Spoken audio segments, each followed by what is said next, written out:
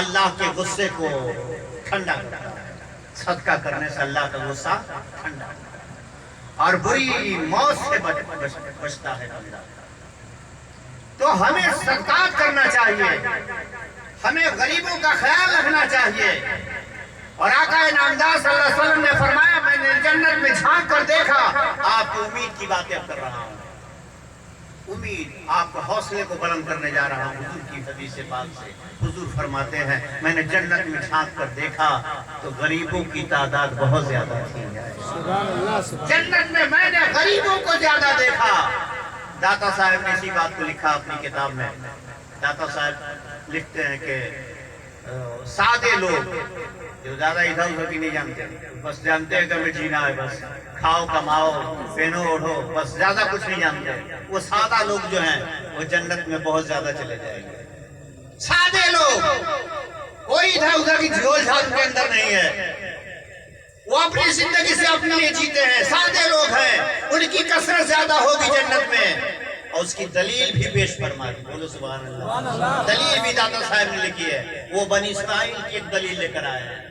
وہ یہ دلیل میں یہ لکھا آپ نے کہ بنی اسرائیل کا ایک بندہ تھا، بڑا نیک تھا، بڑا نیک تھا، وہ پہاڑ کی چوٹی پہ رہتا تھا، اللہ اللہ کرتا رہتا تھا، لوگ ملنے بھی اس سے جاتے تھے، وہ پہاڑ پہ چڑھ کے جانا پڑتا تھا، ڈھلان تھا، پھسلن تھا، کبھی کبھی لوگ پھسل کے گر جاتے تھے۔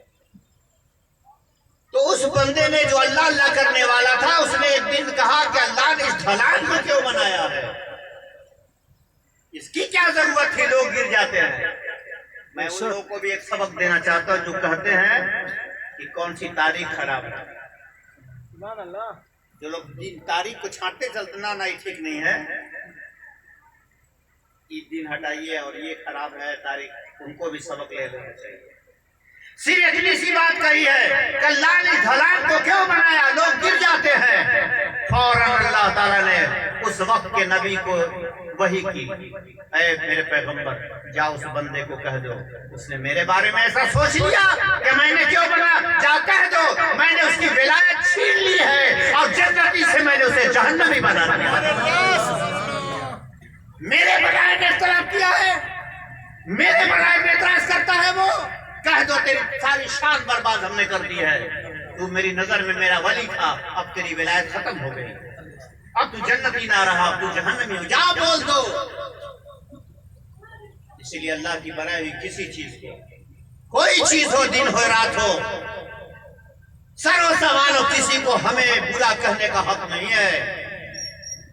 اللہ جانتا ہے ہر بات کو، ساری حکمتیں اس کے پاس ہے، ساری حکمتیں۔ موسیٰ علیہ السلام نے کبھی اللہ سے پوچھا تھا اللہ تعالیٰ گرگٹ کو کیوں بنایا، پوچھ دیا اللہ سے، تو اللہ تعالیٰ نے کہا موسیٰ تو آج پوچھ رہا ہے کہ گرگٹ کو کیوں بنایا، گرگٹ نے کل ہی پوچھا تھا کہ موسیٰ کو کیوں بنایا ہے، اس نے تجھ سے پہلے پوچھ لیا کہ تجھے کیوں بنایا تھا ہم نے۔ اس لیے کہ اللہ کے بنائے پہ ہمیں اعتراض کا حق نہیں ہے۔ آپ نہیں سمجھ سکتے، ہماری عقل کہاں ہے جو سمجھ سکے، ہم وہاں کہاں تک پہنچ سکتے ہیں، نہیں پہنچ سکتے۔ نبی گئے پہاڑ کی چوٹی پہ، اللہ نے آپ کی ولایت کو چھین لیا ہے، اللہ کا کی وحی ہوئی ہے مجھ پہ، فرشتہ آیا ہے، اب آپ جنتی نہ رہے، آپ جہنمی کر دیے گئے ہیں۔ تو اس بندے نے، اس ولی نے کہا کہ کیا اللہ نے کہا ہے، کہا، اور ان کا اللہ کا شکر ہے، ولایت چھن گئی، اور پھر بھی وہ بندہ کہتا اللہ کا شکر ہے۔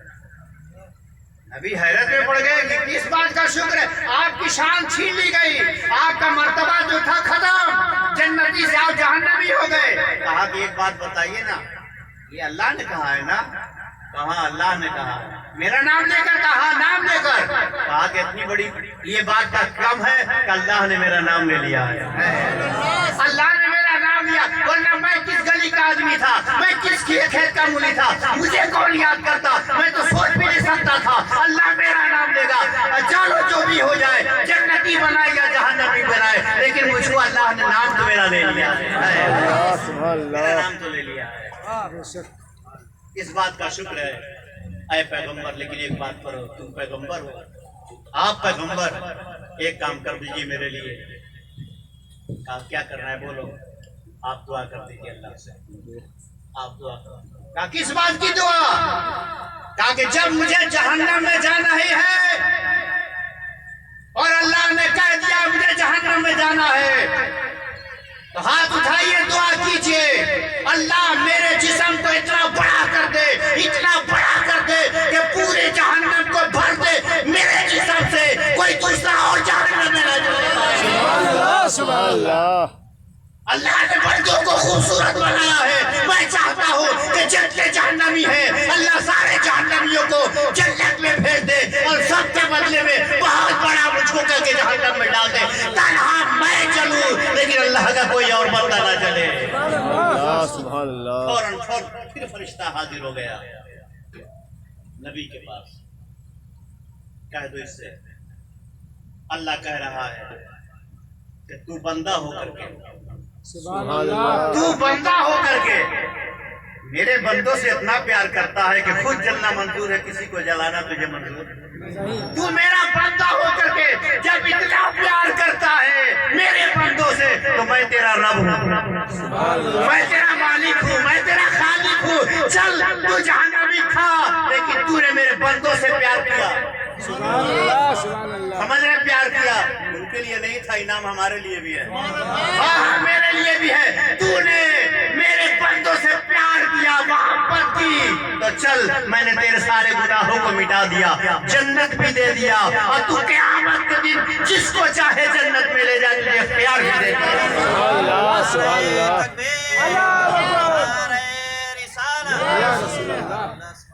لوگوں اس لیے کسی کو حقار کی نظر سے نہ بلکہ پیار کرنا سیکھیے محبت کیجئے. اور آخری بات آج کر دیں حضرت فضیل بن عیاض رضی اللہ تعالیٰ عنہ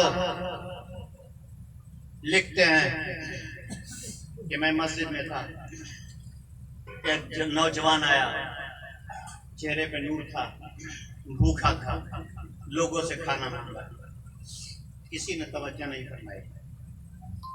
کہا لوگوں مجھے روٹی کھلا دو میں بھوکا ہوں کسی نے دھیان نہیں دیا.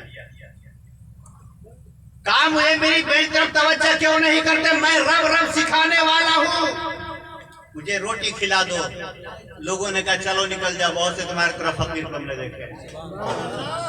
سبحان اللہ ہوئے اس بات میں سبحان اللہ نہیں نہ ہر جگہ سبحان اللہ استعمال نہیں کریں. خاص چھپانے کی دوا کھانا ہے پیٹ کی درد کی دوا نہیں دینا. کہا کہ بہت سے آپ جیسے ہم نے دیکھا فقیر کو اللہ والے کو سارے لوگ نماز پڑھ کے چلے گئے بندہ مسجد میں ہی انتقال کر گیا. اپنے حالات کو سمجھیے کیا مانگ رہا تھا روٹی نا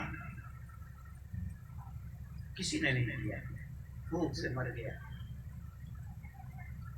امام نے اعلان کیا لوگوں ایک لاوارث انسان ہے مسافر ہے اس کے جنازے کے اس کے کفن کا کپڑا چاہیے چندہ لاؤ.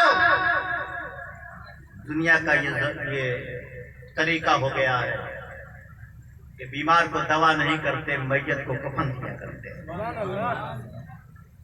بیمار کا علاج نہیں ہوتا حد ہو گئی اور تو اور اپنی ماں اپنے باپ کا علاج نہیں ہوتا لیکن وہی جب مرتے ہیں تو خون سے 40واں ہوتا ہے.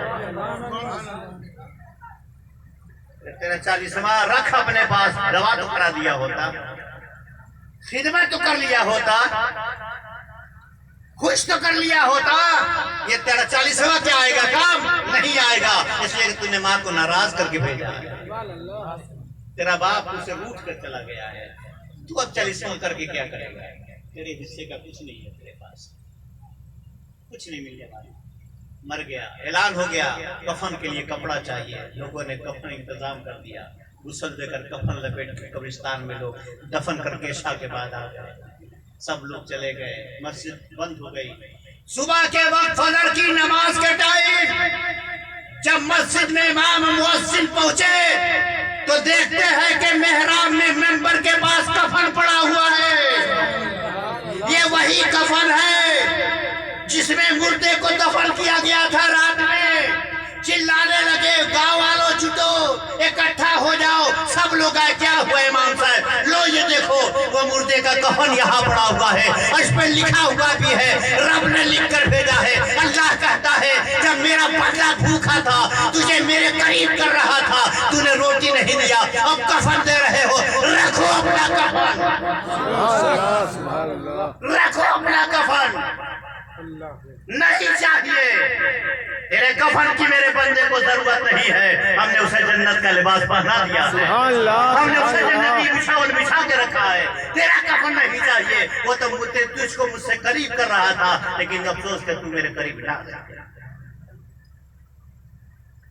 इसलिए मुसलमानों, सिर्फ जिंदा मत रहिए, जिंदगी के साथ जिंदा रहिए, ताकि यहाँ भी आप खुशरू रहिए और कब्र में भी इज्जत और आबरू के साथ रहिए, और मैदान महशर में बस इस तरह कि खुदा बंदे से खुद पूछे, बता तेरी रजा क्या है।